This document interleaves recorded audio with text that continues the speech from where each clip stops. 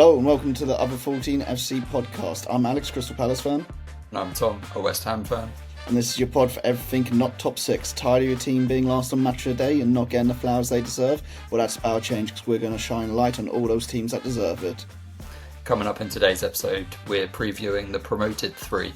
So we welcome the new boys to the Other 14 FC. We'll be going through Leeds United, Burnley and Sunderland, checking in on how last season was for them, who the key players were and what we expect from them this season, including hearing directly from some fans. We need to say before we go into a chat that we're recording this in early July, so any chat, and this is going to be coming out towards the end of July, so any chat that we may be having might not be as relevant in 4 weeks' time. Wow. But how you been, man? Yeah, all good. Yeah, just hoping there's like World War III happening when we release this, when I'm currently just sat in like sunny South London. But no, I've been all good, just been trying to really get through the heat because these last few weeks has been really bad. But yeah, I'm did my Palace tattoo, so probably by the time this comes out, I'll have that freshly done. But everything else, just a bit bored in the off season. Not gonna lie, I've kept saying during the season, it's like can't wait to have some of my weekends back to be able to like not have it ruined by Palace. But yeah, it is a little bit boring for trying to find ways to fill Saturdays. How about yourself?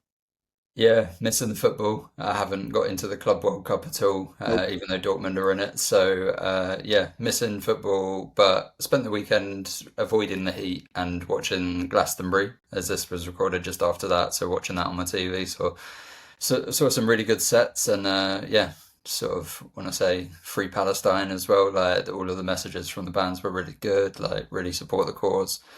But yeah, just avoiding all this. I've had a heat wave the last week, and it's been pretty unbearable. I'm getting used to my new flat, and it's a lot hotter than my old flat was. Yeah, I was going to say, just to pull the curtain back a bit, we usually do these pods on a Monday or Tuesday, but this week it was like 32 and 34 degrees, and we were basically like, if we're doing that, our computers are going to be screaming. We're probably going to be sat there melting in like tank tops, so we pushed it on to a day when it's 25 degrees. Still, To see that. yeah, I don't want to see any of that at all. But yeah, I'm proper excited. We've got some fans of the show that have given us voice notes this week, so we're going to go into a bit of detail with all how they're feeling about their new teams coming up. But other than that, should we take a little break and then get into the first club leads? Yeah, let's jump into it. Okay, we're back. So yeah, Tom, what's the format for this week's episode then? So we've asked 3 questions to a few fans, a couple of friends, and some fans on the subreddits of their individual teams as well. So trying to get a variety of voices included in the show and hear from actual fans of the clubs as well. So we've asked them 3 questions. Firstly, how was last season for you? Obviously, it ended really well for each of these 3 teams, but they all went through different phases throughout the season, what their expectations, etc.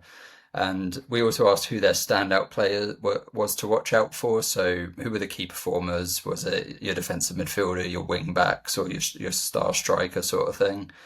And then also, what are they predicting for the upcoming season? And the big question is, can one of these teams buck the trend of the promoted 3 going back down? So there's some optimism from some of them, and it will certainly be tough, but it'll be nice to see as well. So first off, we've got Leeds United. Just to give a quick recap, they finished first in the league, so winning the championship with 100 points and a goal difference of plus 65.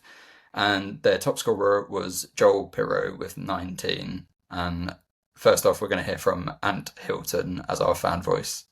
Okay, let's test out my editing skills here to see how seamlessly this cuts in. Leeds United as a fan base are typically pessimistic and anxious, and who can blame us given our historic performances. However, last season there was just something different about it. I always felt confident throughout that we'd finish in the top 2, and as famously once quoted by Angus Kinnear, wouldn't have to dick around with the playoffs. That said, my resolve was tested around game week 40 when we'd beaten Sheffield United and Sunderland, and then ended up slipping after a 2-2 draw to Swansea, slipping into the 3rd place. Head was spinning. I was a mess, absolute mess. It was done. It was the playoffs again, and it was doom and gloom. However, the team seemed to pull together. Ethan Ampadu, what a leader. He just galvanised the group, and we just seemed to pick up, be calm, composed, collected. Daniel Farke, to be fair as well, was extremely composed throughout. And wow, Leeds United doing something that they never do, winning 6-0 in a must-win game, being 5-0 up at half-time. Incredible, incredible. One of the best seasons I can remember, 100 points, winning it on goal difference, the last kick of the championship season, pretty much. Unbelievable, unbelievable. So that was Antner glowing about his Leeds United, despite them causing him a few grey hairs towards the end of the season as things got a bit tetchy. But they were the entertainers of the league, as Leeds have often been in the Championship in recent years. It was definitely a different style to how they came up under Bielsa. A lot more a lot more steady and a bit more sort of routine than the tactics under Bielsa. But yeah, Daniel Farke got them up, scoring 91 goals. That was 23 more than the closest team. So they were banging them in, as Ant says. They beat Stoke 6-0 in one of the last few games, and they were 5-0 up at half time, which was a crazy game. I think Perot scored 4 in that one as well. So they really took it to them. It's mad, yeah. I just want to say thanks for sending the voice note, and very much appreciated. And at the beginning of it, I was like, "Oh, I feel like I'm listening to myself here." If I'm being honest, I feel like we all feel pessimist towards our teams, especially in the championship days as well. But honestly, to have a season where you're ending like that, where you can like brush those cobwebs away and like everything comes out the way that you wanted it to, it's pretty ideal. I remember that period because I was watching the championship towards the end, just seeing what was going on. And I remember that period where no one was really sure who was going to get those automatic promotion spots. Like Burnley and Sunderland were obviously playing about with them for quite a while, but yeah, it's got to be happy all days round. And then, do you think, Tom, basically them coming up with Farke as manager, they're in a stronger position than they were with Bielsa? Or do you think Bielsa was the stronger manager when they came up because he had this team so drilled and they knew exactly what they were doing? I think they were stronger under Bielsa in that season. I think that he had worked there for a year and got them really sort of like understanding his team and stuff. But once they sort of got figured out a little bit in the Premier League after their first year, it struggled a little bit more. And obviously the sort of relegation and stuff came from there once they decided to move on from Bielsa and such. I do worry about Daniel Farke a little bit with Leeds. Like, I want to give him the benefit of the doubt because he's managed, I think, 3 promotions now. He had 2 with Norwich, I believe. But those Norwich sides really struggled to stay in the Premier League, and I think there were even rumours that Leeds might have parted ways with Farke at the end of the season and brought in a new manager because of those fears as well. So it's going to be a difficult challenge, but I think there's Premier League talent within this Leeds team, and I think if they've already made some good additions. We won't go too deep into who they've done because of obviously the time difference. I'm sure they'll make some more signings by the time this is released, but they've got some good Premier League level quality, I believe, in their squads.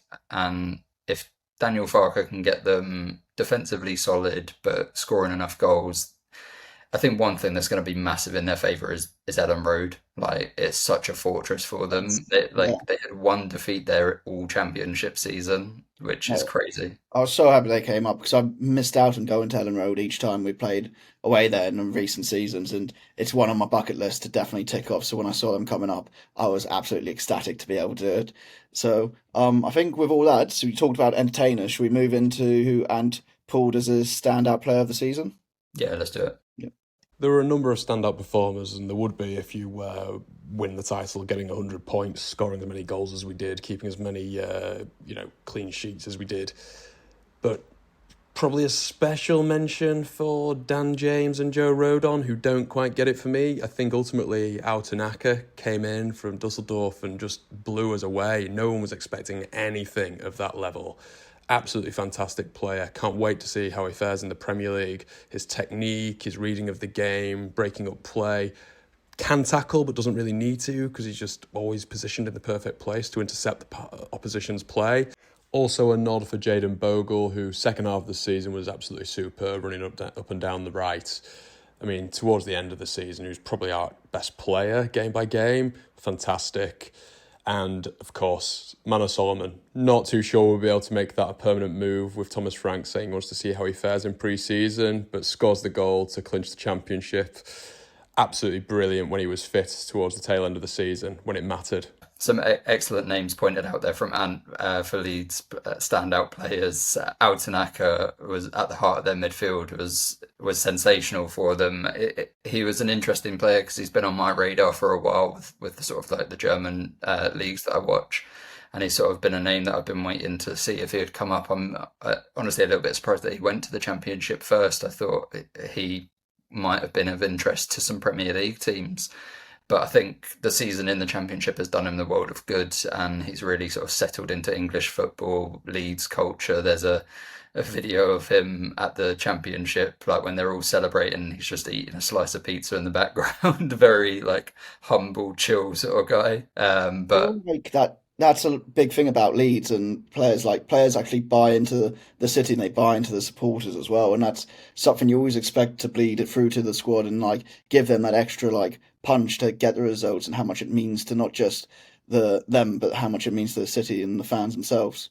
yeah, I think that was such a big thing with the Bielsa squad as well. Like Yeah, that affinity between fan and player seemed off the charts, yeah. and I think they've still. I think Leeds will always have that with, especially when they're going through sort of positives. But they always back their players anyway. So I think also to mention Dan James as Ant did, like he is a Premier League quality player. I think he's come up under a bit of stick over the years, and I and I've can't. given him some stick at Yeah, my side as well. Like I don't think he's a perfect player. he's always been in my bad books. Well, bad and good books. Ever since we beat United 2-1 away, and he scores the equaliser and does the Mbappe celebration, rather than grabbing the ball and trying to get the winner, and then we go down the other end and score the winner. He's always been in my bad books from then, and it's You just should like, love him for that, no? no, I should, but it's like dickhead move, and it's like funny dickhead like move, and then, but then I've never really rated him after that, and I always thought he's probably a championship player that's gonna like he's gonna excel in the championship, but I feel like a step up to the Premier League is a bit too much for him. I'm Well, hoping. I think his career path has been interesting, and I think he made him or his agent or whoever made the move to Man U rather than he was supposed to sign for Leeds. Like he was all presented, like he had a shirt signed, like ready.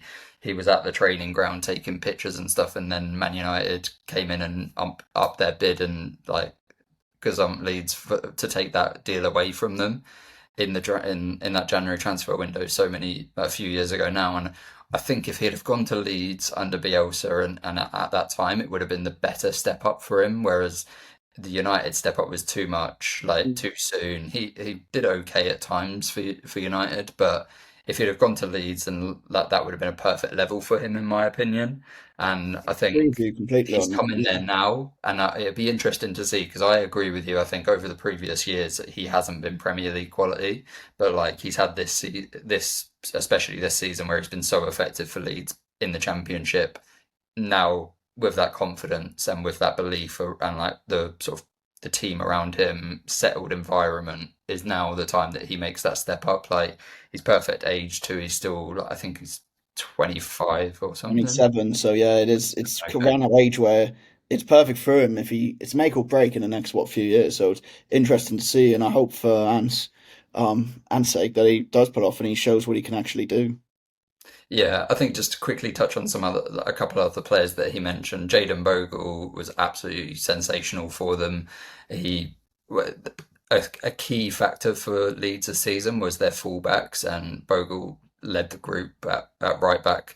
Junior Firpo and Sam Byram on the left also chipped in with really key performances, but currently, as we record, both of them are out of contract, and I don't think Firpo's coming back, so that's something to replace. But Bogle got 6 goals and 4 assists from right back this season for them, which, like, tactically was such a big thing for Farker. The fullbacks were getting so high, and whether they were getting on the assist, like getting an assist from a crossing or something, or they were getting into the 6 yard box, it was really a identifiable tactic from Farker and Leeds.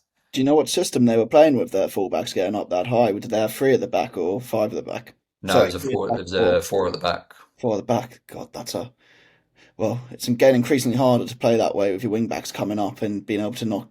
well, give teams space in behind, isn't it? Do they have a Yeah, I mean, you need midfielder wing who's backs with proper? like energy for days to do that, and it'll be interesting to see if that tactic comes into the Premier League as well, because obviously there's a massive shift of their bossing games in the Championship. They can dictate how they want to play. Their fullbacks can get higher because the quality of their centre backs, Ampadu, Rodon, they've signed Bornau and Bijol, like they've got a good quality centre backs at Championship level.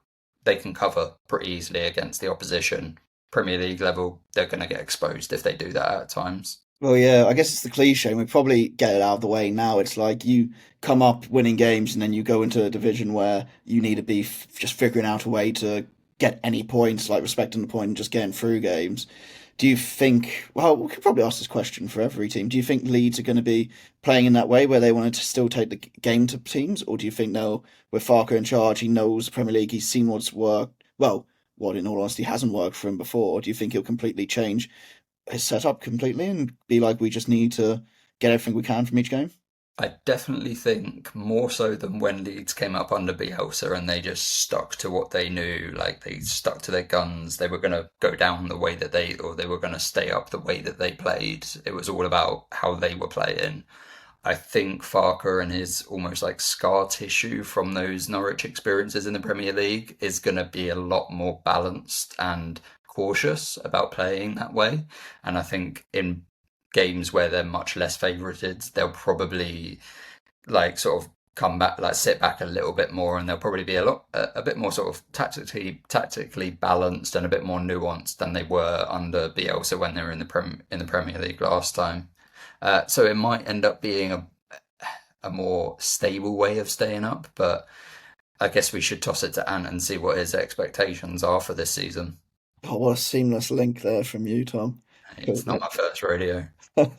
Cool, let's get that in now. Without displaying any bias here, and again, as a Leeds fan, I'm typically pessimistic. However, I feel like this new ownership group is well, it means business. I can't see them getting it wrong. They're very sensible in their recruitment. They're sensible in their general strategy of running the club. I think that probably a finish between 14th and 17th is realistic. I think we're probably better placed than both Burnley and Sunderland. However, it's obviously going to be extremely tough. You see the three going down last season that were promoted. I think Leeds could probably buck that trend, if I'm honest. I like the signing of Mancha. I think he'll work well as a backup striker along with Piru when we're going all out to get a starting place number 9 still. Muniz is the link, and I think that could be very good for us. I like the fact that our strategy is aimed at sort of bringing in some bigger, more physical players. I feel that trying to compete toe-to-toe as we did under Bielsa isn't necessarily a very stable approach for a newly promoted team. I think that maybe competing physically is something that we're going to have to get heads around, and it might not be the most attractive way of playing football, but it's all about stability in the division. I think Jacoby Joel as a centre-half in for Udinese is going to be absolutely sensational. I think him partnering Rodon at the back, allowing Ampadu to play that anchor role in midfield is going to be superb. We have no left back with Junior Firpo rejoining Betis, and we really need to invest in a goalkeeper as well as I mentioned, a number 9.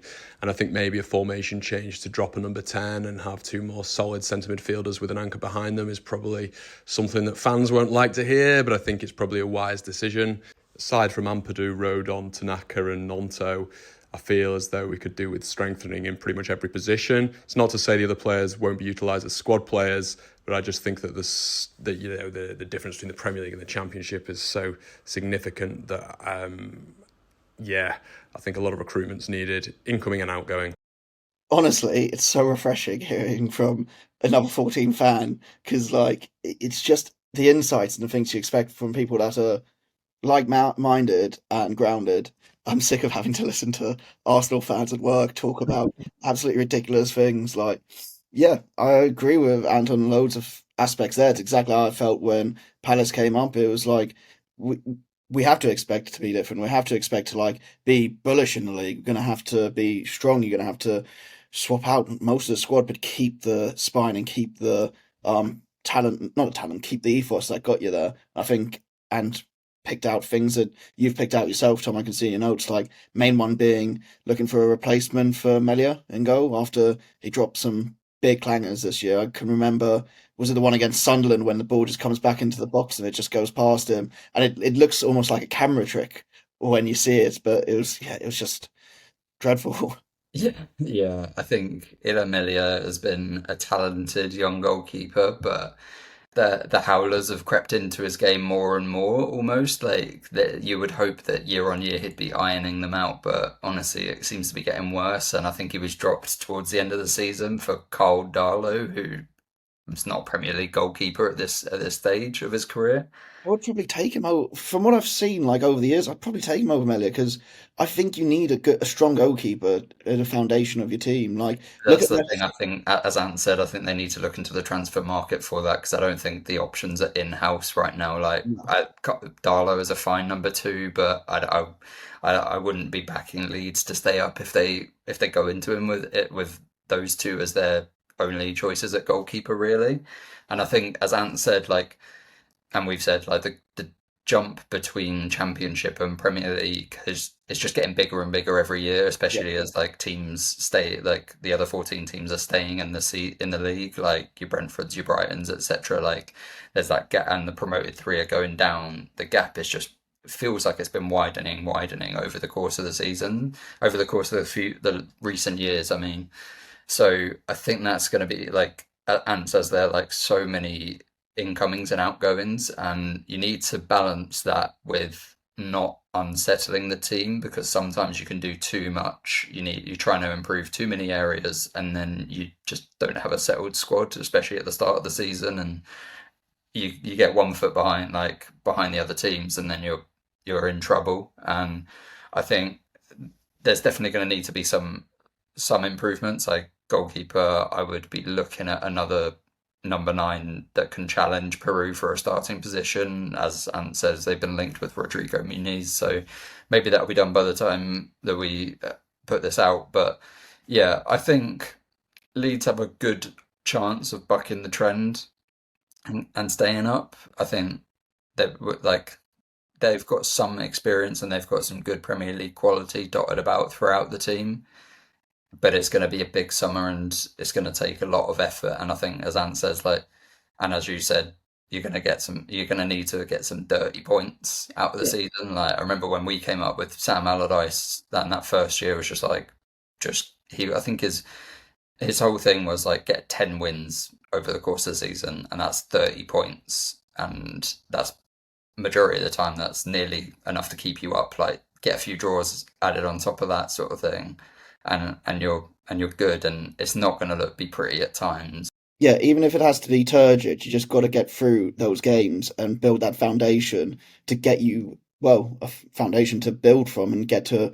a mid-table side, and then maybe to European qualification. It's just one of those things that I feel like teams just need to accept coming up now. I don't know. Maybe I'm being a bit too old school about my thinking with it, but like you say, it's definitely getting a lot harder. But yeah, I think that's everything we wanted to touch on Leeds. Anything you're Anton before we move on to Burnley? No, I think we're good for Leeds. Nice. Okay. So, do you want to give a little intro on Burnley before we go to Alex Chang's voice note? Yep. So Burnley finished second. They also got 100 points, but with a slightly less, with the goal difference at plus 53. Their top scorer was Josh Brownhill, midfielder, with 18. And yeah, we've got Alex Chang as our resident Burnley fan giving us the voice notes. So let's hear from him about how last season was. Last season was pleasant, but if we go back to the beginning, I think a few people forgot just how much we were ebbing and flowing in the playoff positions, and only really got into true promotion contention near the end. But after 33 undefeated, it can't be understated just how well we came together, especially after the start of the season where we had lost multiple first-teamers who all had minutes in the Championship. Vitinho, O'Shea, Goodmanson, Odebert, Amdouni, Zarori, and even Wout Weghorst, the Harry Potter villain himself, all were in Scott Parker's sides before they were inevitably sold. It left him visibly frustrated at the point where we were wondering, do we even have a team left to mount a promotion challenge? He had a job to do, and he managed to do it. It felt like we didn't really need to do anything special towards the end of the season other than beat Sheffield United, and we did. I don't think people are realistically upset we didn't win the league. Considering the fact we lost it out on goal difference, we were drawing 0-0 so many times against opposition we arguably should have been hammering 5 against. The fact that we even got to 100 points is a miracle in itself. But after saying all that, you really don't fluke 16 goals conceded all season. That's something to be proud of. Cheers for that, Alex, with a great name there as well. I mean, do you think Burnley are in good stead with, well, that clean sheet record and that defence? Or do you think it's more in the Championship has allowed them to break that record and have that defence over the season, well, over last season? Well, let's just say what an unbelievable record that was. Yeah. 16 goals conceded in 46 games is incredible. 30 clean sheets, which was a joint record in English league history with Port Vale many years ago.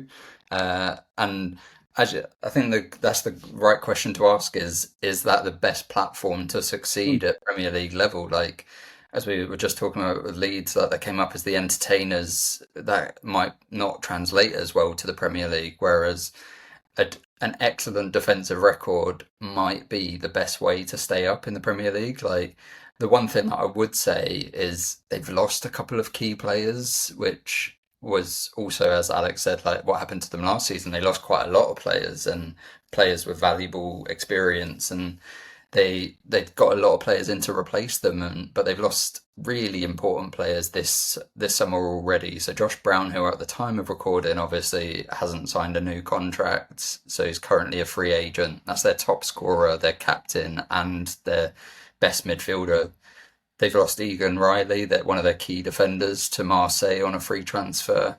And there's plenty of rumours that James Trafford, the goalkeeper who's kept majority of those clean sheets, 29 out of the 30 in the league, he might be off. There's rumours that Newcastle are in for him and such. And I think that kind of leads me to think maybe the defensive record is not going to be as sustainable. Like, obviously you'd expect a difference with obviously the change in league and opposition, but I don't know whether they're going to be able to repeat such a good defensive record, and then will that be enough if they're not scoring? As Alex says, they drew quite a lot of games 0-0 sort of thing. Like, if they're not able to convert those to enough wins in the Premier League, like, I think losing Trafford it'd be bad, but he had that season in the Premier League with them, didn't he? And he got dropped towards the end of the season, didn't he? Or am I was misremembering? bad in that season, but I Yeah. think the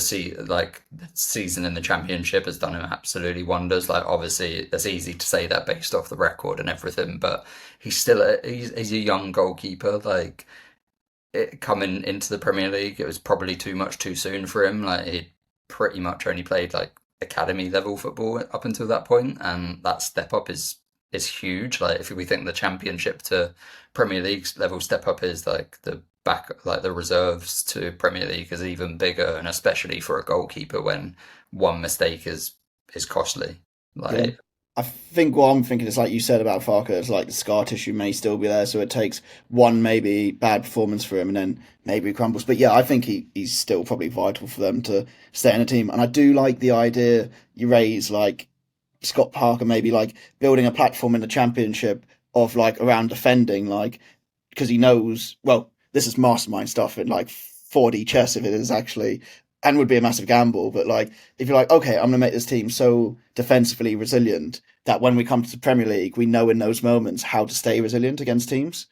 So yeah, I love the idea of that, but that would be so fucking risky to do in the Championship. Because yeah, if you then can't score a goal and you don't get like playoffs or promotion, you've completely fucked it, haven't you? I mean, who knows? They might be able to get this defensive record or like this ability to defend. It might translate really well. They might replace CJ Egan Riley and possibly Trafford with quality replacements, but it's going to be a real struggle as the opposition are much stronger than they are in the Championship. So yeah, I think it's time to hear who was the standout player. I believe it's quite an easy one to guess for Burnley. Okay, so here's the thing. I feel like if I mentioned any player on our side, it's only a matter of time before he's sold to a Europa League chasing side. CJ Egan-Riley has already left on a free to Marseille. James Trafford could well be on his way to Newcastle as I speak, leaving only Esteve as the only realistic member of our back three to stay, and that back three became legendary throughout the season. We aren't exactly short on centre-backs though. Bayer and Ekdal both have Premier League experience, with Bayer being first choice before his long-term injury and Ekdal having a very successful loan period in the Netherlands. So it's just a matter on if we find a replacement for Egan-Riley elsewhere, or if we choose one of our already established centre-backs to partner Steve. Marcus Edwards might be most people's first thoughts, and he was an absolutely stonking bit of business mid-season that most Burnley fans were understandably hyped about.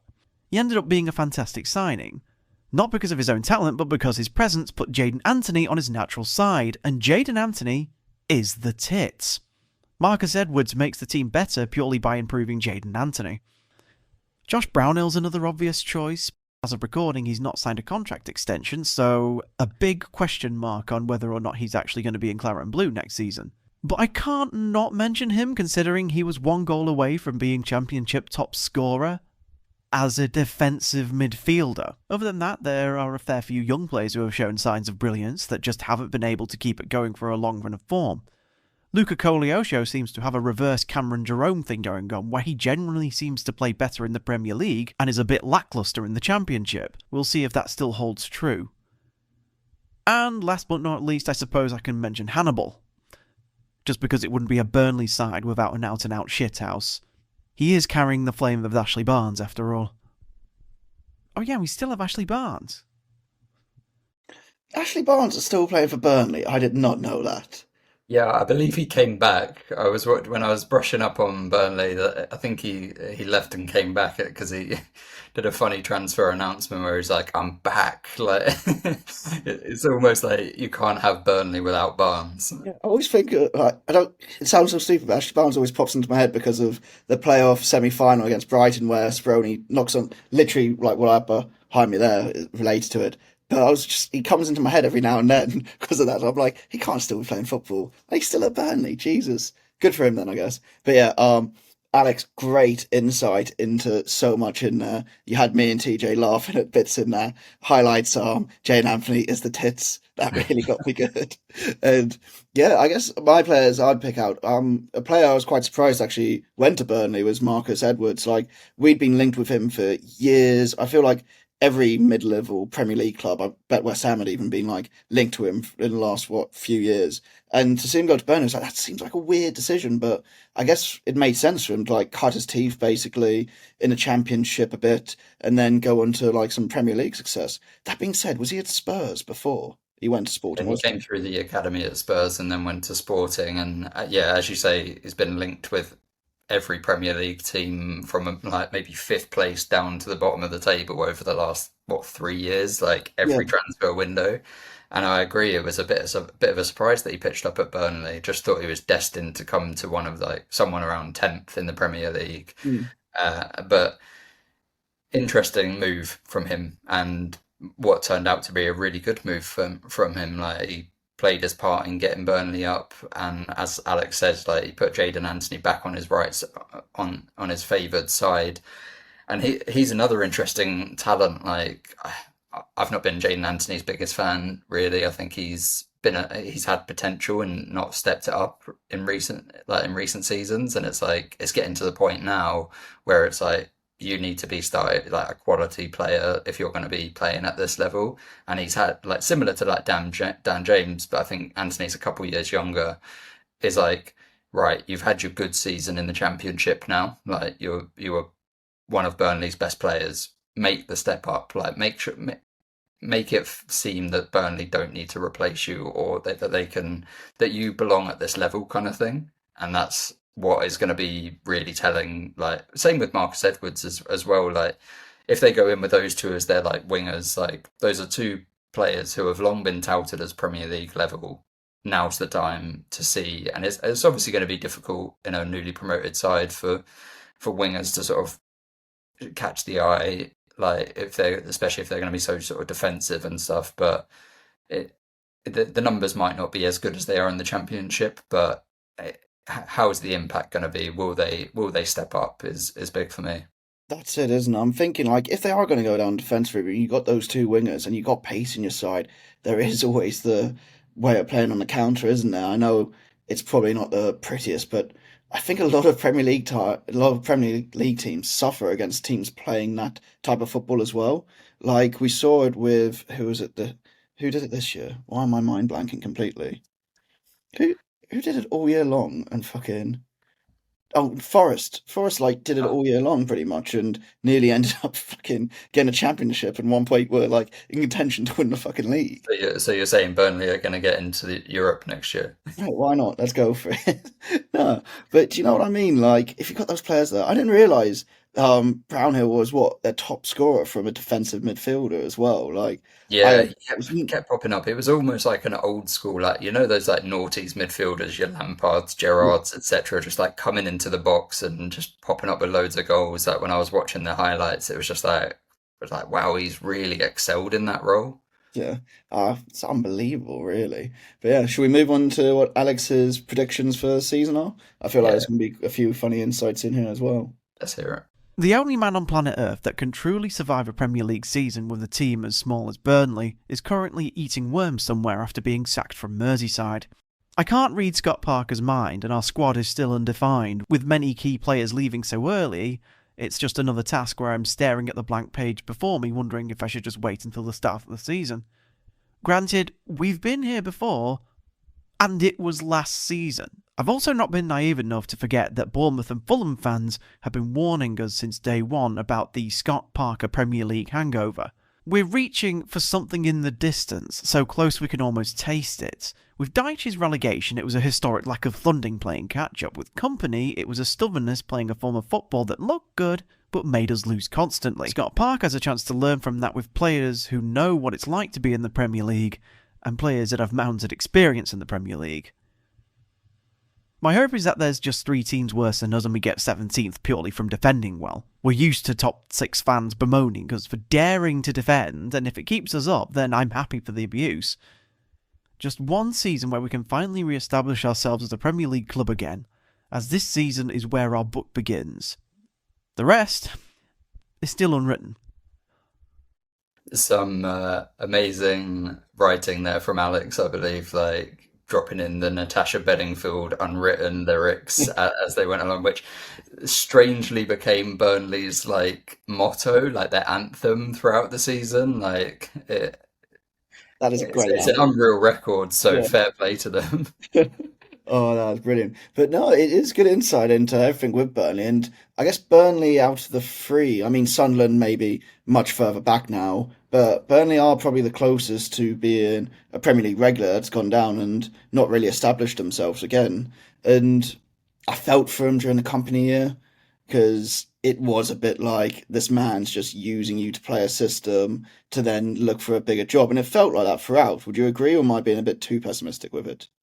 I think that's a pessimistic take. I don't necessarily think that Company was always angling for a move away. Like I think he did want success with Burnley. Like I think he would have loved to have kept them up. Like the way he speaks about the championship like title, and like he's like said to Bayern's reporters and stuff, like this isn't the first title I've won after they won it the Bundesliga this season, because they won the championship with Burnley in that season. I think he's got a lot of love for Burnley, and I think he would have loved to have kept them up. But I do agree to a point that he was very quick to accept that, like, to go when his name was rumored to be linked with Bayern. Obviously, it's a massive step up. Like I'm sure any manager would want, but it did leave Burnley in a bad situation because it was quite late in, like, after the Yeah. season had been done. Like Bayern went through many names until they ended up with Company, and that really put Burnley in a bad spot. Like they had loads of players that needed to like change over the squad. Scott Parker didn't have as much of a sort of like lead up to the squad sort of like assembling for pre-season and stuff that then you normally get. So the big question for me is, as Alex said, like, is Scott Parker going to be able to break that, like what Bournemouth and Fulham fan, like the fears that they've been given, or is he the managerial David Nugent, really good at the Championship but a struggle at Premier League level? Hey, what a saying there. And I like the was it Scott Parker syndrome from Alex as well. That was on point. Uh, yeah, Ah, the more I've talked about, well, more we've talked about, and just the defensive record makes me think Burnley do stand quite a good chance of it. But I think it's how they start that first game of the season. If they could, I think who's their first game of the season? It's Spurs away. It's not the easiest first game, but if they could get through that with a clean sheet and then go into it like maybe with a little bit of a streak again, if they could get that going, maybe it is just momentum and mentality for them being able to get through it. Would you agree? Or Yeah, I mean they had an excellent momentum at the end of the season, 5 wins in their last five, and with that defensive record as well, like they I mean they pushed Leeds right to the last minute, also getting 100 points. And if that can carry over like that, the good vibes, if they make the right replacements for those key players, that's the big thing for me. I think it's going to be a struggle to keep for Burnley to keep up. If I'm honest, like I think they will be probably the most defensively solid out of these three, but I just unless they make some really impressive signings up front, I think they've got sort of championship level strikers at this moment in time, and whether Jaden Anthony and Marcus Edwards or whoever else they bring in, sort of thing, whether those are or Luca Codiosho, like whether those are Premier League level right now, we'll have to wait and see. But I'm a little bit pessimistic, unfortunately, about Burnley, despite their defensive record. do you think we see well, as Alex put it, the worm eating gravel, the worm and gravel eating, Sean um, Dyche, yeah, monster back at Burnley before Christmas? I I wouldn't be surprised. It would Like be surprising, would it? Well, I think they probably stand a bit more of a chance than when they came up with company, because I never thought that was a Burnley team. If I'm being honest, from what I know as a Burnley team, I mean a Palace fan saying that. I just know what I saw in the Premier League through that Barclays era and like going a bit further. But that never felt like a Burnley team to me. Like even going up there, like going to the cricket club for a few pints beforehand and then going to the game, it didn't feel like resilient Burnley. It felt like, okay, this team's playing a bit of a yeah, wave where I we mean can under pick them company, apart. under company, they always felt like they were going to concede in like Mm. almost every game. Whereas if like obviously last season they didn't feel like that in the Championship. So if they can bring that attitude to the Premier League, then they can, which they had under all those years under Sean Dyche. Like you went to Burnley thinking it's going to be a slog trying to score here It's going to today. be horrid. Like it's somehow going to be horrid weather as well in like July as well. It's going to be pissing it down. It's going to be hailing, and you're in for a game that's just awful to watch. But like whichever team comes out with the win of it is ecstatic. Like it's one of the I remember so many of those games at where Burnley, so many of those games at home against Burnley as well, where it's just like it's been an awful game, but we've somehow come out with the win, or I've lost and I've been absolutely furious. I've wasted my whole weekend on it. Do you know what I mean? You must have had those for West Ham as well. Like Oh, many a day. yeah, and it's always been Burnley with it. It's always been Burnley. So yeah, I wouldn't be surprised they should have resilience again, but I do think yeah, it's going to be a hard one, and we may see Dyche back in no time. Cool. Any other points you want to put forward for Burnley there? Now let's move on to our last of the three, Sunderland, who finished fourth in the leagues and come up through the playoffs. They in the league they got 76 points with just a plus 14 goal difference. Obviously they had a magic time in the playoffs coming through that, beating Coventry and then Sheffield United in the final. Their top scorer was Wilson Isidore with 13, who I would be shouting Isildur like Hugo Weaving in Lord of the Rings every time that he scored if I was a Sunderland fan. You're such a nerd, but I am too, so it's okay. The nerds will get that quote. Yeah. The nerds will get it. And then yeah, we've got Luke Coleman as our resident Sunderland fan. So should we hear how last season was for them? Hi, my name's Luke Coleman. I'm a lifelong Sunderland fan, and these are the answers to the questions that, in my opinion, at least, last season was a huge surprise. Really, it was incredibly exciting. We had that period right at the beginning where we were top, and we were all singing. We're having a laugh, we're taking the piss, we're top of the league with Regis Labris. So it's been, yeah, it was an extraordinary season. When we started falling out of the two automatic spots, then I was getting very nervous because it is a lottery in the playoffs. And then, of course, we had that run of 5 defeats on the spin, and I was sort of resigned myself. But then, after the game, the second leg against Coventry in the Stadium of Light, which I believe, from what I understand, anyone who was there will never forget it as the greatest match that the venue's so far held. After that, I sort of had a bit of belief going into the final, and then we were one, possibly, and could have been two down within, was it 10 or 15 minutes?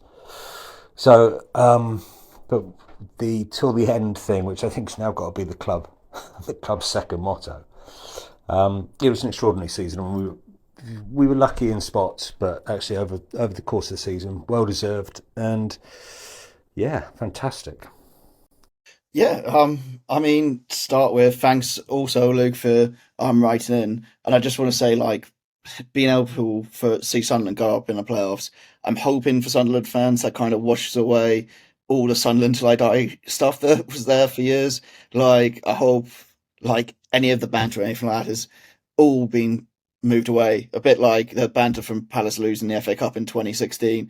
All that is now completely gone to me after winning it this year. So that's one thing I just wanted to put out there from the beginning. But yeah, and like he said, that Coventry game, I was watching that. I always watch playoffs because I think they're the most exciting bits of football. That Coventry game in the Stadium of Light. I don't know if you watched that as well, Tom, but unbelievable scenes. Like I was there, like getting ready to, because it was quite late. I think I was getting ready to make a little bit of food or something to watch penalties. And I was like, yeah, it's gonna be well excited to see that header go in the last minute. It was just like unbelievable stuff, and would have given anything to be a Sunderland fan and to be at the stadium at that point. Yeah, I mean, I've renamed, I'm sure I'm not the first one to do this, but I've renamed the stadium of like the Stadium of Limbs after that.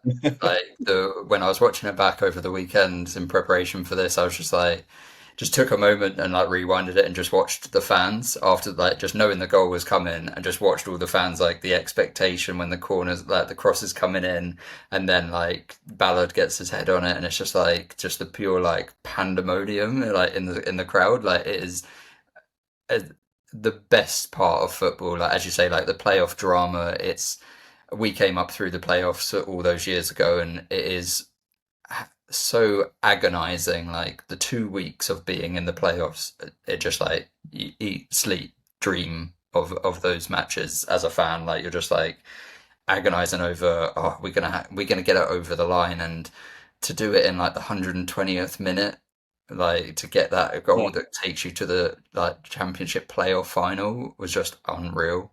it's completely unreal. Like cliche, going through up through the playoffs is the best way to do it, and the way Sunderland did it as well, with last minutes there and then coming from behind in the way that they did to win the final as well. Like as a Palace fan, lucky we. I don't know if it's lucky, I guess, because we kept getting relegated, but we've scored the most promotions through playoffs with four of them. So I've been there, been Wembley, know exactly how it feels, but it must have been a different level for Sunderland fans that day, just in the way it happened, because yeah, they took over London, took over the stadium, and yeah, just great day out for them.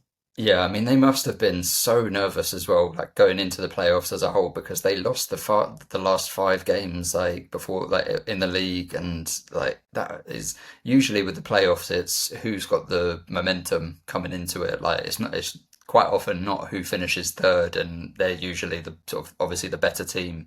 They're usually quite disappointed, but it's who comes in with like momentum. Like remember Reading coming like and just like smashing it and stuff they Sunderland absolutely managed to turn things around in the playoffs, and like as you say, in the final, coming back from like 1-0 down, and Luke's said they could have been two down quite early on, and like the sort of heroic moment of it being Tom Watson, who's, as we sort of like said at the time, like obviously he's got his move away in January, but came back on loan to finish the season, and a local Sunderland lad getting the goal that takes them up to the Premier League is just the playoffs are like what stories are written about. Like That's all you want. When you're in the championship, that's all you want to say. Like, yeah, we won it via the playoffs, but your heart doesn't want that realistically at the end of it all. It's that phrase. It's like, oh, they could never write this. It's like, no, no, this is exactly what people would be writing. These absolute fairy tale finishes.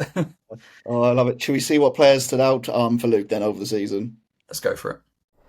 The player to watch out for this season will be Enzo Lefebvre. It was an extraordinary bit of business to get the guy in on loan, and I can imagine it took the board a bit of persuading to pay those extravagant wages. I think he's on something like 60k a week. But Lebris obviously had complete faith in him. The thing is, now that we've signed him permanently, it's really exciting. But we haven't seen him play in his preferred role at all, really. So he's the guy to look out for, because if we can build a team which allows him to play in that sort of central midfield role, then, he should be something extraordinary. Yeah, Enzo Lefebvre, an absolute talent. Like he's been a name that has been sort of like circulating in rumours for a few years. Came through at Lorient and then went to Roma and struggled a bit over there, and was an absolute get for Sunderland. I think the ties to Regis Lebris, who was a former Lorient youth coach and then coached the first team for a couple of seasons. I think those have been really good, like key in getting Enzo Lefebvre in the door. And as Luke says, he's not played in that sort of central midfield role for Sunderland because obviously they had Joe Bellingham, who's now moved on to Dortmund, and it'll be really interesting to see them if they do decide to put him back into one of the sort of like hybrid 8 sort of 10 roles, like a creative force in the midfield, whether that's like the right thing to do with a promoted team, putting such a forward thinking player in that midfield role. I think they're going to have some really strong defensive minded players around him. I know they've pretty sure they've just signed, as we record, Diarra from Strasbourg, who looks like a really positive young signing. And what you say about both of them is they're young, they've got loads of potential, and they've also got resale value as well. So if they The do, smart, the smart signings, which is something that obviously wasn't related to Sunderland for a few years, but it does seem like it's been a 180 on all that now. And yeah, having a player like that in the Championship did help them obviously massively get over the line with it all, and it's going to be a difference maker. But like I say, you probably need two strong holding midfielders to back him up if he's going to be in that position, or maybe a box to box player to really like just clean it up. Do you know what I mean? And I want to yeah. call out your French pronunciation. It was a lot better than I was expecting to come out of you. For Mate, I googled it beforehand, did making you? sure I was brushed up because that is a name that I would stumble on. And yeah, Regis Lebris is what I've come to, is what I believe it is, how Le, it is pronounced. Lebris. That's what it'd be me. Lebris, mate. Yeah. Do you want to touch on the French? Well, I think you put it down here. It's French Revolution has taken place.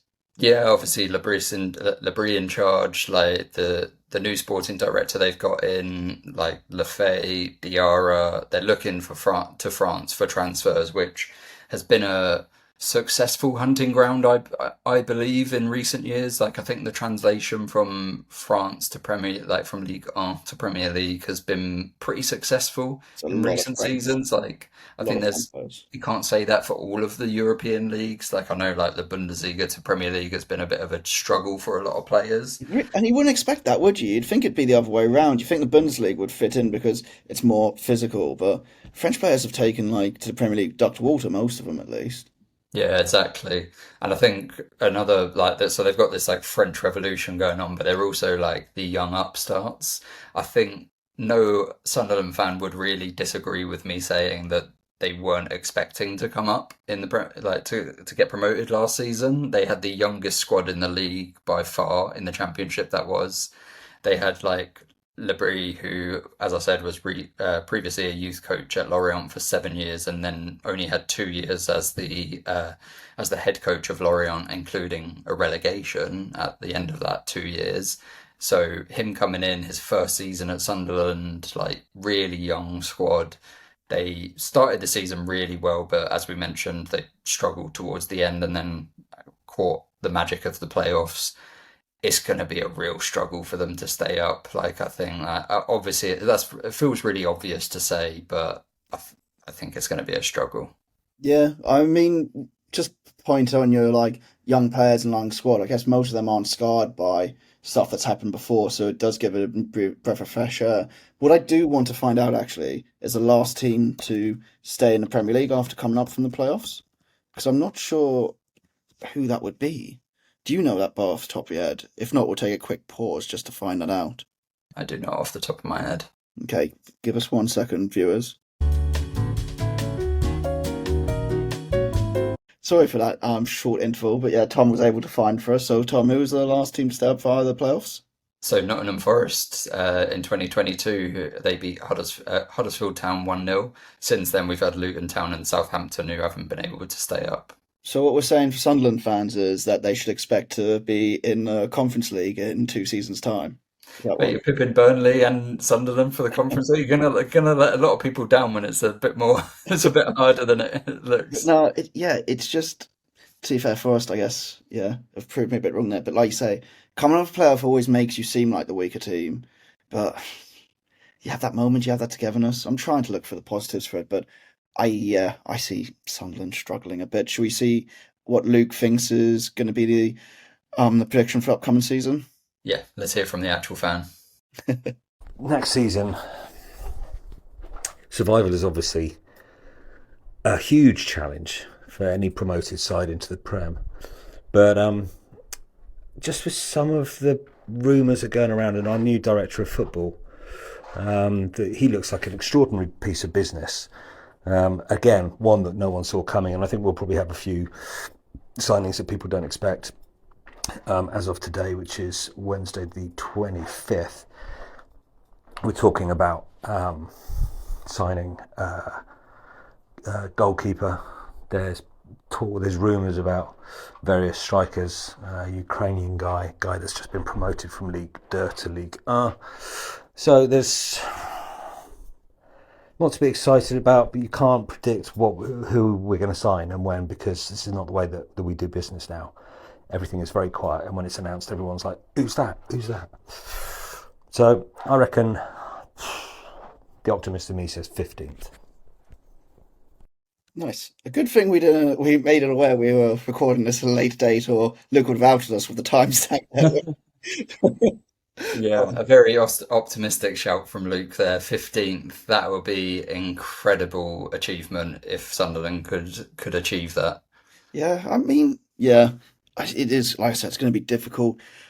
I want to say teams are going to maybe struggle to go to the Stadium of Light, but I don't know if they will. The only guaranteed result I can see Sunderland getting is beating Newcastle home and away. That is written on 1-0. Just thinking like the the Defoe days where they'd always beat them. Just yeah, or when Di Canio was in charge, they'd always beat them. I think like that is their 6 points in the bag for the season. I can see you firmly disagreeing with my nonsense. No, I'm sure there'll be. I'm just thinking. I'm sure there's at least one Sunderland fan out there who is like, if we don't, if we beat Derby's unwanted record as Southampton did, so we're not the worst team to have ever played in the Premier League. If we can get points off Newcastle, get a famous win, and maybe make a fist of staying up, like make a challenge of it, but unfortunately go down. I think like there'll be some Sunderland fan out there who that'll be a fine season for them. They'll take it. Yeah, I mean, when Palace came up, that's exactly what I was hoping for because I'm the most pessimistic person in the world. But oh no, I think you're being harsh maybe towards it. I haven't watched Sunderland for over the whole season. I've just seen what's happened in the playoffs, if I'm being brutally honest. So I really shouldn't be the one passing judgment on it. But Well, I wonder if they're going to be a bit like Luton and Ipswich were, where people probably wrote them off. And if we'd been doing this last year, I imagine I probably would have been saying similar things about Ipswich, where I thought maybe they'll go back down. The signings that they're making are maybe for 2 seasons in advance, sort of thing, where they're like, we can buy these players now, get them Premier League experience, knowing that we'll probably be relegated, but good young players. Hopefully, most of those would stick around in the Championship and then have another go at getting promoted. Now, that didn't work out very well for Luton, who got relegated again, but maybe Ipswich are in that sort of boat this year where like they were decent in the Premier League. They've got some decent players from being in the Premier League, and they're probably a better like if they can retool in the Championship and get promoted again, they'll be in a better case next year if they do get promoted than they were last year, obviously. So Sunderland may be thinking that sort of like long term like thinking, and obviously they'd love to stay up this year, but that is a very big challenge. Do you think most teams coming up are a bit wide to throw the whole kitchen sink at it? Like now, it's either we're gonna play our way or we're gonna like accept that like we have to rebuild after it. There's no team because the financial punishment of fucking it up with PSR and everything is just too great to really risk, isn't it? So I can't. I don't know. I think Sunderland's owners are obviously better owners than they had in those awful documentaries and whatnot, but I can't see them like doing everything like money wise to try and keep them up. Can you? Can you I see? mean, it's definitely not your same old Sunderland from No. those documentary days and everything. They seem to be a lot smarter run and stuff. So that's why I think them getting relegated at the end of the season isn't necessarily as doomful as it previously was. Like when those teams are just throwing the kitchen sink at it and being like, "We'll try everything to stay up this season," and then they get the bill comes next year, and they like if they don't haven't achieved that safety, then they're absolutely fucked. Like a little bit like Leicester have been, like maybe on the surface of it, like they put in a lot of money to try and stay up a couple of seasons ago, didn't work, and Still obviously suffering because of it, they're literally. still suffering exactly. I think Leeds were similar to that when they tried to stay up under Jesse Marsh and that season they tried to do too much with like flashy like new signings and stuff, and then they lost a bit of the sort of like talent level at the floor. Yeah, And you I think lose that's you what lose your core, you use the ethos of your team when you're doing stuff like that. And I yeah, feel like there's, may have said already, but you need to find that balance between keeping that ethos, keeping that bit of your team where it's like this is who we are, and just bringing in good players around it that can fit in. that's And what I think is really key for Sunderland is just to raise the floor rather than raise the ceiling, mm, because I think they do have some players that aren't Premier League level right now, and they need to be raising the floor of those rather than getting in really flashy players on top and then not having a good enough core. yeah, that makes sense. Do you know what though? I'm going to be optimistic. I'll go with Luke, and I think they could do it. Yeah, I Well, think we'll save our predictions for in a few weeks, yeah. but yeah, okay. Well, you're optimistic about everyone except for Crystal Palace. Yeah, I pretty much am. Like on the outside looking in, I'll be there like one of these So three, well, Crystal three of Palace are these. finishing 20th next year, then, yeah. I'm there like three of these other 14 teams have to finish below Palace. That's all I care about. But You doomsayer.